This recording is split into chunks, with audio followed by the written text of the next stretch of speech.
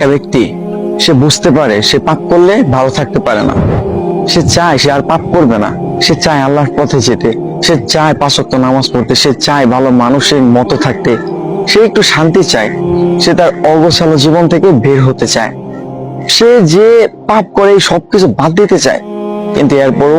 মানুষের ধোঁকা, নিজের পরিবেশ, শয়তানের ধোঁকা, নিজের নফসের ধোঁকা, এই সবকিছু মিলে পাপ করে ফেলে।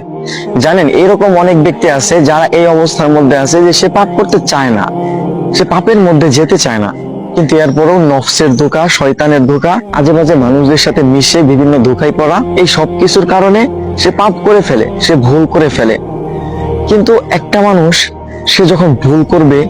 আবার তওবা করবে, আবার ভুল করবে, আবার তওবা করবে, এই মানুষটা যদি এইভাবে চালায় যাইতে থাকে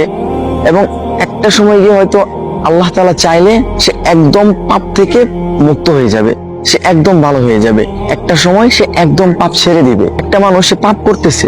কিন্তু সে যে পাপ করতেছে এটা সে ভাবতেছে না, এটা ভুলটাকে সে ভুল মনে করতেছে না, পাপটাকে সে পাপ মনে করতেছে না, সে একটা খারাপ কাজ করতেছে, সে পাপ করতেছে, তার কাছে মনে হচ্ছে না যে এটা ভুল, এটা খারাপ, এটা পাপ, আল্লাহ তাআলা এটা অপছন্দ করেন, আল্লাহ তাআলা এটা থেকে দূরে থাকতে বলছে।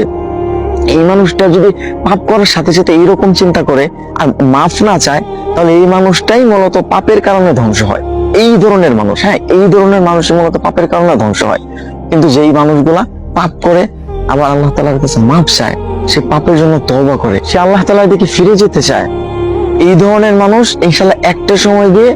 সে ধীরে ধীরে ধীরে ধীরে যখন পাপ করে আবার আল্লাহ তাআলার কাছে মাফ চায়, তখন এই যে তার এইভাবে চলতে থাকে, তখন না সে একটা সময় গিয়ে বুঝতে পারে যে আসলে পাপ করার যে খারাপ প্রতিক্রিয়াগুলো আছে সেইগুলা কি। প্রত্যেকটা পাপ আর প্রত্যেকটা খারাপ কাজের বাজে একটা প্রভাব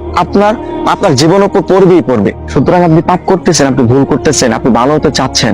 এইটা একটা ভালো অভ্যাস যে